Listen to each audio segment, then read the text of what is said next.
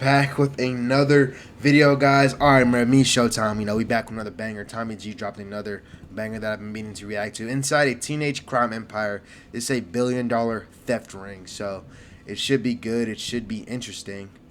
Let's see what he got cooking up, man. Hey there, welcome to the Coinbase customer care team. Who am I currently speaking with? Or how may I help you today?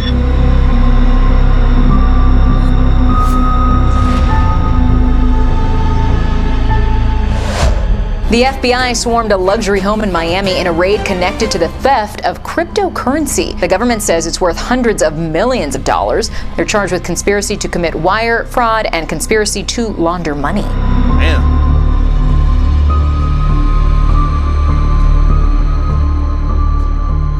People are hungry, and a lot of these people see people with money and they want it. They'll send people after you, kidnap you, they'll do anything in their power to get that money away from you. So basically it's like this big community, they do crimes, steal money from people. How much money is enough money to you? I mean, how much money is enough money to anyone, right? They probably told you that your house was in, hold on, let me see. They may have mentioned that, yeah.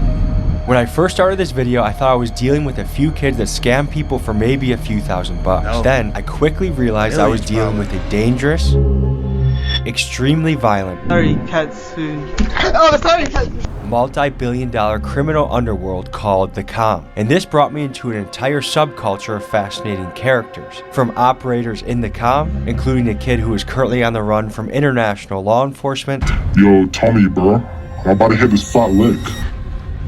to even two of the chief security officers of the most recognizable cryptocurrency platforms in the world. Philip Martin, the Chief Security Officer at Coinbase. My name is Nick Prococo. I'm the Chief Security Officer at Kraken. In this video, we uncovered a group with its own unique culture and lingo. Skid is pretty much like an idiot, just like role-playing. Just another word, LARP. A LARP is a live-action roleplay. It pretty much means that you fake flex all your things, you get your things off of shit like Pinterest, drive rented cars, all that other shit. So join us as we explore one of the biggest crime rings you've never heard of. But first, a quick announcement. Folks, if you f***ed up Christmas, this crypto scamming, which is one of the to the video.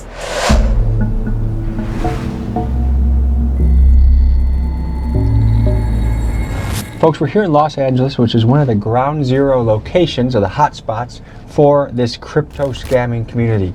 And there's a lot of different scams these guys run, but it also gets much bigger than that. If you read these indictments, and some of these indictments are for 9 figures, we're here to meet a few kids that are in the scene to see what we can learn, and we'll take you right into it.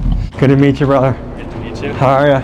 Good, how are you guys? Good. Good. Nice shirt, by the way. Thank you, thank you. I don't have Coinbase, by the way. Hey, it's all good, all good. I'm retired, I don't work anymore. I'm Balenci. Balenci is controversial in the Com. Some people say he's made his money through crypto scamming, while others claim he's made his money largely through extorting and blackmailing actual crypto scammers. He was the first one from the Com that agreed to meet us in person. Here's how it went. No, I'm a retired worker. I don't work anymore. Anybody watching? Pretty much just gonna explain, gonna run through some stuff, how to, avoid common scams that a lot of people fall for. Because it's getting very sophisticated nowadays. You just won't be able to tell. So we're at my friend's shop / rental business.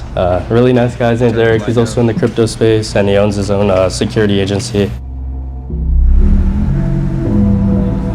We're talking about like serious, like people are actually wanted in this space. Like this isn't a joke. You will get 20 years plus if you get caught, and that's like minimum sentencing.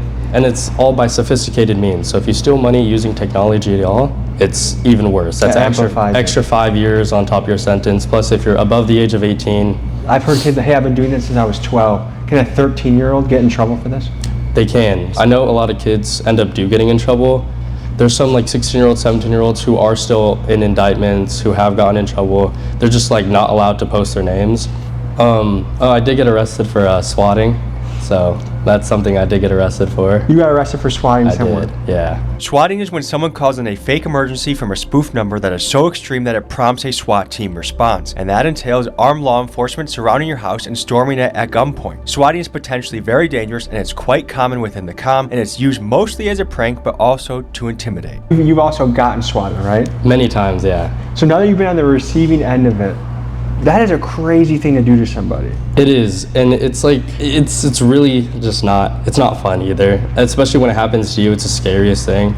Break down some of the lingo in this space. P1, which Press One bot, the bot that people use to scam. Okay.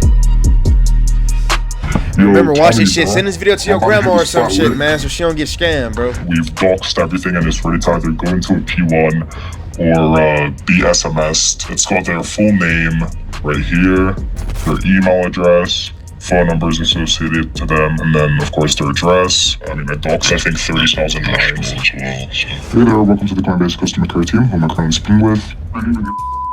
Or how may I help you today? Okay, no problem. Please let us check this out for you here. And just so I can confirm, I am speaking to the official account holders. The Coinbase account under the phone number you're calling us on? Phone number. This is crazy, bro. What you are listening to is a live scam in action. It's known as the P1 or Press 1 for Help scam. The victim on the phone received a text message that convinced him that someone was withdrawing funds from his account, and right now the victim believes he is talking to Coinbase support, when in reality he is talking to a kid in a ski mask who is attempting to drain his entire account. Again, how's your day going so far, sir?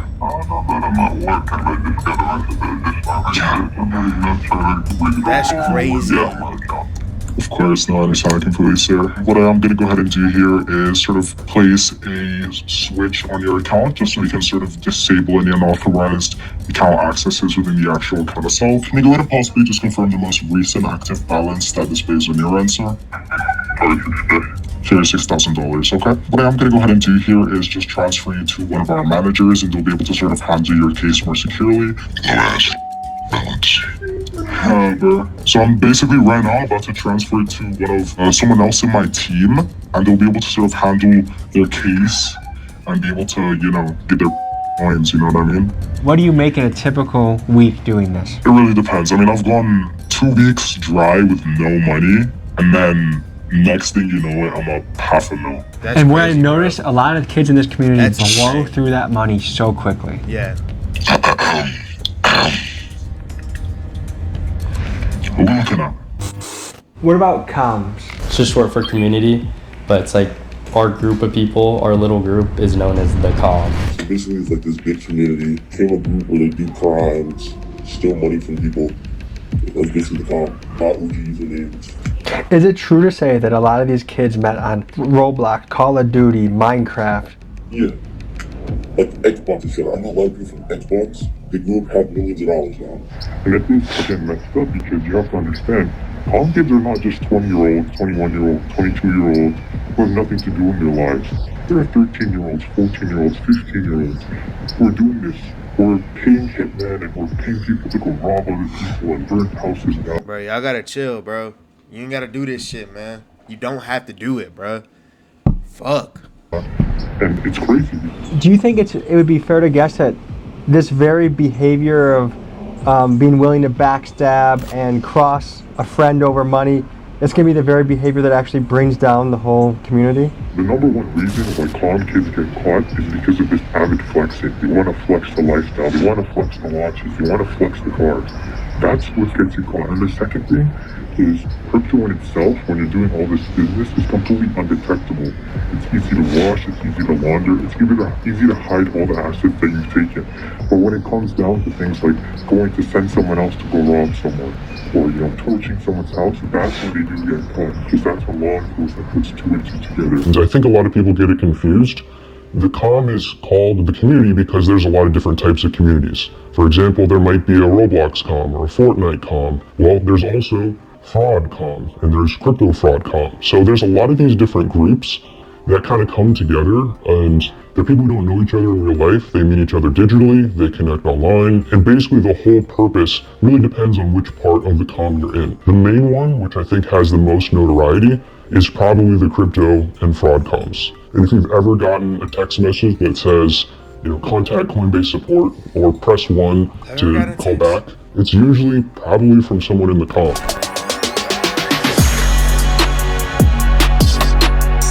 You recently had a big hit. I have, yeah. It was around $900,000 or so. We social engineered him into, never got one. securing his funds into his Coinbase wallet. It was pretty hard because he had to do a facial verification thing, so we hung up for about 20 minutes or so. It was just a lot of waiting. We received a call back, and he moved his funds into his Coinbase wallet, which just took everything. So is he pretty much shit out of luck? Like, is there any way he could try and trace this down? All of our money is cleanly washed. There's no trace of it anywhere. It's on this baby right here. That's my ledger. So it looks pretty legit. There's a case reference, there's a signed representative, and then what's the next step from here? I'll just social engineer them, and we'll send them a link or the same email. And then Kraken, here we go. Same thing. Yeah, no reply, email at Kraken, representative, Kraken support. To work a long career, let's say he's been working since he left high school or college, and be in your 50s, and have accumulated $900,000 of cryptocurrency, and then lose it all, that's gotta be devastating for the guy. I'm sure it is, but, it's better off in my hands. Kid's a dickhead, bro. This In guy's May a of 2020 dickhead, bro. Jesus Christ. 5 hackers bribed overseas Coinbase employees and demanded a $20 million ransom from Coinbase. In response, CEO Brian Armstrong put out a $20 million bounty on anyone that can provide information that would lead to the hackers' arrest, and he promised to bring these hackers to justice. Coinbase estimated that this incident cost them between $180 and $400 million, and part of that was the cost to reimburse any customer that was affected by this incident. And to me, it blew my mind that attacks from teenagers could lead to a multi-$100 million consequence for a major crypto company. We're going to meet a kid in this parking garage up here.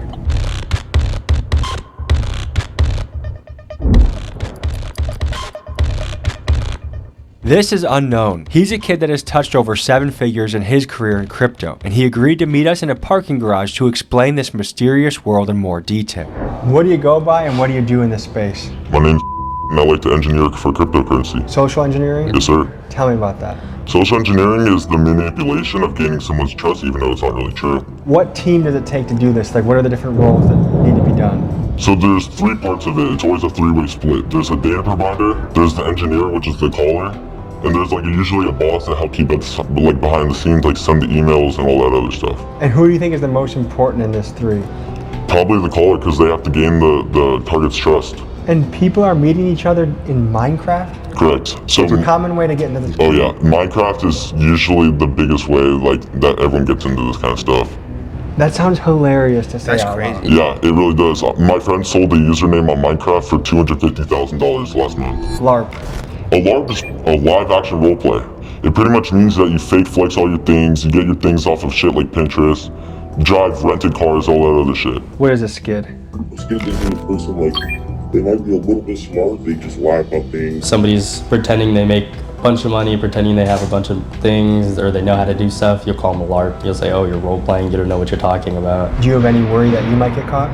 Honestly, I don't. Because I know that I'm kind of safe. If you were to guess, how much would you say your parents are worth? Low 7 figures. Are you in high school? Yeah. Did you skip high school to come here? No, sir. So you're still in high school. At what point can you use this money and start your own LLC or do something legitimate?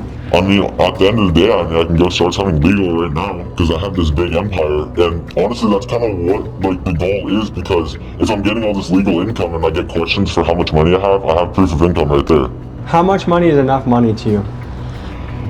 I mean, how much money is enough money to anyone, right? But honestly, if I go home tomorrow and I hit another $1 million, I'd probably be done. So you think you're still going to keep going? Unfortunately, yeah. It's a cold world, bro.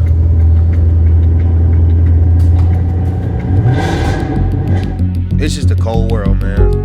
These niggas riding Bentleys and shit while I go to work every day, hate my Describe how fucking life. violent this game is. People have so much money and so much time on their hands and no empathy towards people, so it gets really bad, People are hungry, and a lot of these people see people with money and they want it. They'll send people after you, kidnap you, they'll do anything in their power to get that money away from you. So when I was leaving my house, black car pulled up. 2 people with guns, 3 people with machetes, put me in the car, took me to some place, and They wanted to make some quick money and then they would sort of let me go. So how much did they rob you for? 50K, they didn't manage to take that much. I've seen people go up to people's cars, shoot their cars. I've seen people get shot at. I've seen windows broken. I've seen Molotovs going through windows. I've seen people tied up. I've seen people get like needles put into their arms. I've pretty much seen it all. Within the comm, they have networks that offer violence for hire services. How this works is someone can say in a Telegram chat, for example, "Do you know anyone in Chicago that can do a job? I'm offering $10,000. And the common options for this violence would include bricking, which involves throwing a brick through someone's house windows.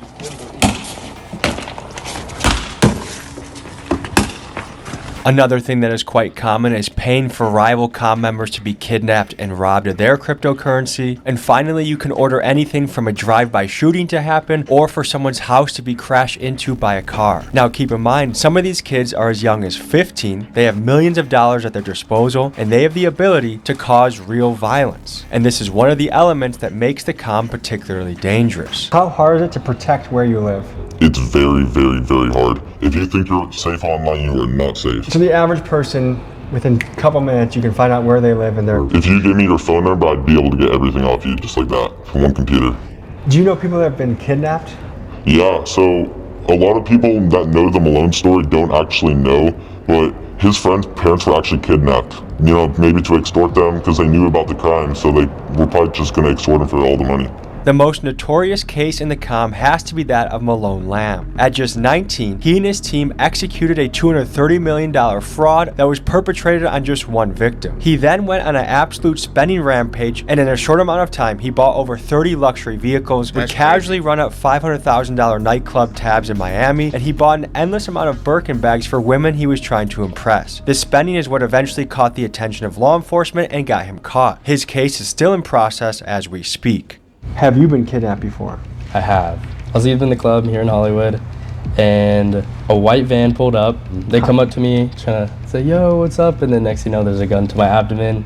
And at that point, you just, can't really do anything. They're like, "You're just gonna come with us, get in the car." And they said, "Well, pull out your phone and scan your face and hand it to me." He changes my Instagram password. He changed my Telegram password. We were there for about a good 20 minutes, 30 minutes, just sitting in a garage, and he sent all the money out. How much do they take from you? It was about like 43K. One of the terms I've heard in this space is IRL robbers. IRL. They'll go break into their house late at night, tie them up, tie their families up, go put guns to them, and they'll try to get them to send out all the money that they have to the name. Innocent people who have, no involvement with this at all. And how do they find them?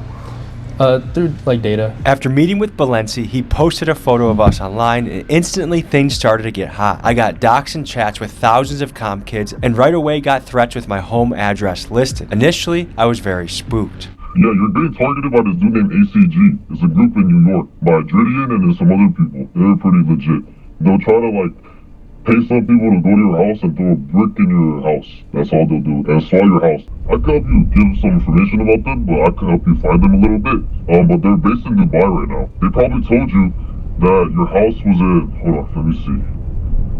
In Fuck that. They may have mentioned that, yeah. Fuck that shit. But bro. once I got over the shock of that, I learned something else. The exotic car rental place Balenci had us meet, Drive LA, was also extremely sketchy. You see, the owner of it, Eric Hallam, was just in the news. Former police officer now accused of kidnap for ransom. Hallam was an LA cop for 12 years, and he used his uniform, according to some sources, to regularly rob teenagers known to be having large amounts of cryptocurrency, and he was hired by bosses within the comm, guys like Adam Iza. The conspiracy revolved around a man named Adam Iza. Iza referred to himself through the term the Godfather. He was a major cyber criminal.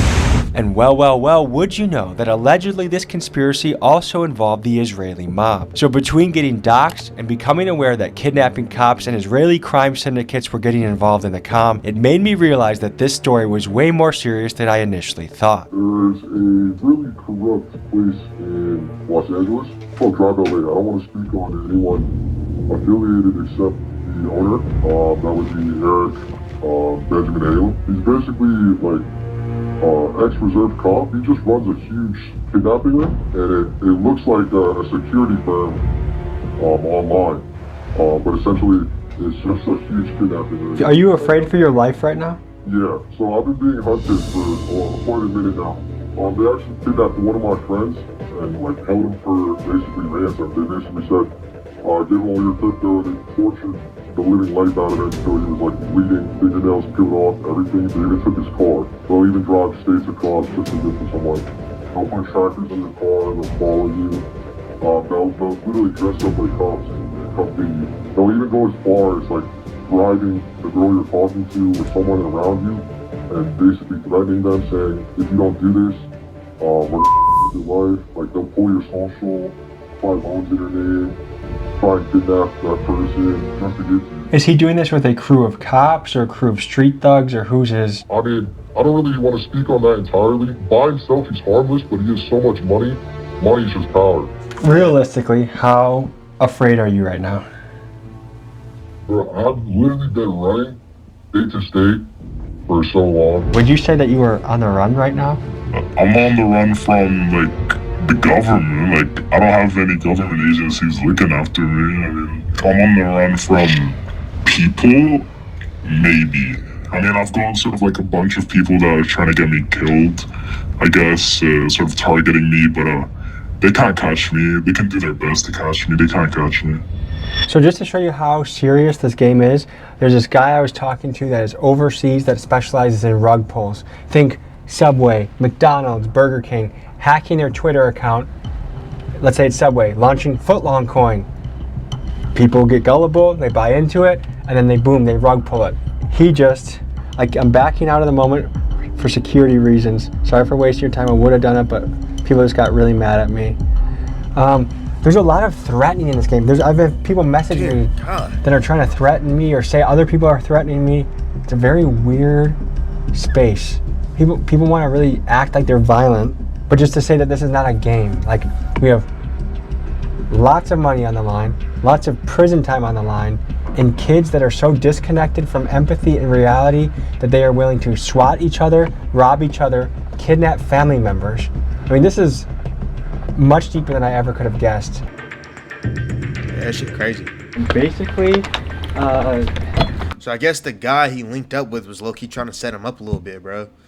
these guys That's what we're getting at are, here. well, Balenzi's had a threat to me, and that Balenzi called him 2 or 3 hours ago and mentioned those threats, yet Balenzi is supposed to be, we're supposed to be meeting him shortly here.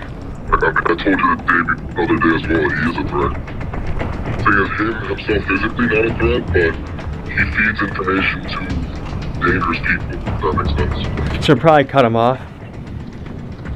100% cut him off. He tried to get us to come to a mansion party yesterday, and he wants to meet us in like an hour. You think this is, you would say it could be a setup? It could be a setup for sure. And he can also, if there are people targeting you, he's the type of guy to play both sides. He'd sell you out for like 2,000, 1,000 probably. Like, like he's that type of guy, really. Let's just say if they did get a hold of him, like, yo, give us Tommy G, we'll give you X amount of crypto, and he'd do it in a heartbeat.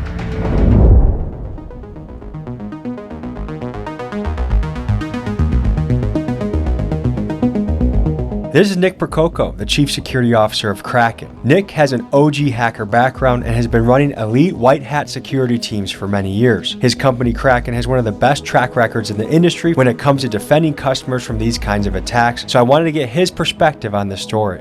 In the course of making this video, I was threatened allegedly by guys that may be located in Dubai right now.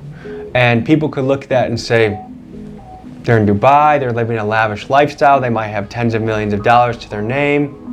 What's gonna happen to these guys?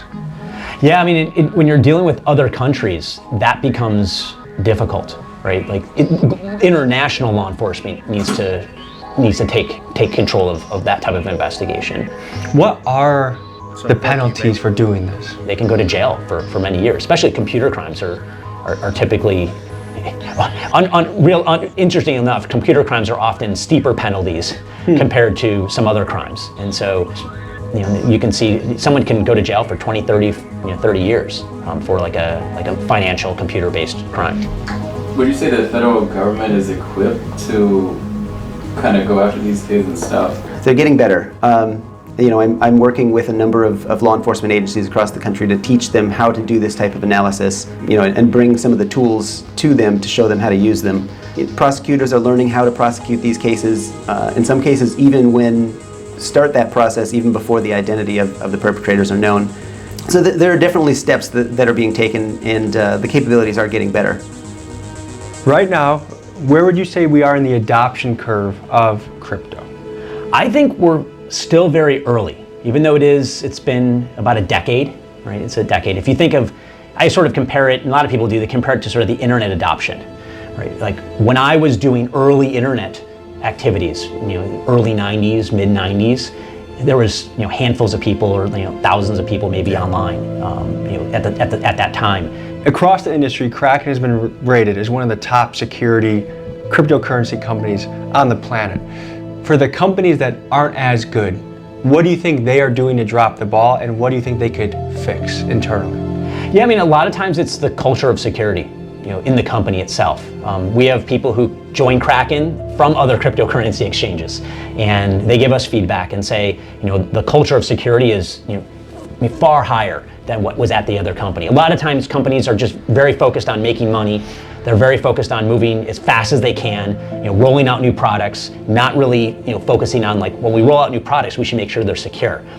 When clients are having some trouble or someone hacks into a client's account, we should be able to detect that and stop the criminal. And so, I think a lot of what we do is very focused on ensuring that our clients are safe, ensuring that our systems are safe, ensuring that our products that we release to our clients, which as a company we release products almost every week. There's new features and new products. We want to make sure that those are safe to use as well. And a lot of companies don't do that. Every business that has customer service either builds it in-house or they have to outsource, or they do a combination of both. Where companies have fallen down is that they will outsource to, say, a very large call center. And so when you as a client pick up the phone and you call 1-800 crypto company, when you're talking, the person on the other end is not an employee of the crypto company. They're outsourced, like a business process outsourcing. And so what can happen in those environments is that the people that are in that call center start getting infiltrated by the comm. And then it spreads a little bit like wildfire, like, hey, I just made an extra $500. Particularly if it's a country where $500 goes a long way. Right. I think one, have situational awareness. If you're getting a phone call out of the blue, if you are getting a text message out of the blue, especially one that is worrisome, like your account is hacked into, or we need to help you move all your funds. Like those types of calls should be very big red flags. Kraken doesn't make those types of phone calls to our clients. Other organizations do not make those types of phone calls to their clients. Just be very aware that when you're getting something that says you have to hurry up and do something, it's typically someone on the other line of the line that wants you to do it quickly because they want to steal what you have very quickly and go on to the next person. Folks, this brings me to the sponsor of today's video. Stick around for 60 seconds. This information could change your life. For most of us thinking about cryptocurrency, there's two things on our mind. One, are you already too late to the party? Is having a platform that you can trust. And that's why Kraken is the sponsor of today's video. Companies. And for people new to crypto, their platform is extremely user-friendly and easy to figure out, which makes it feel safe and comfortable. I want you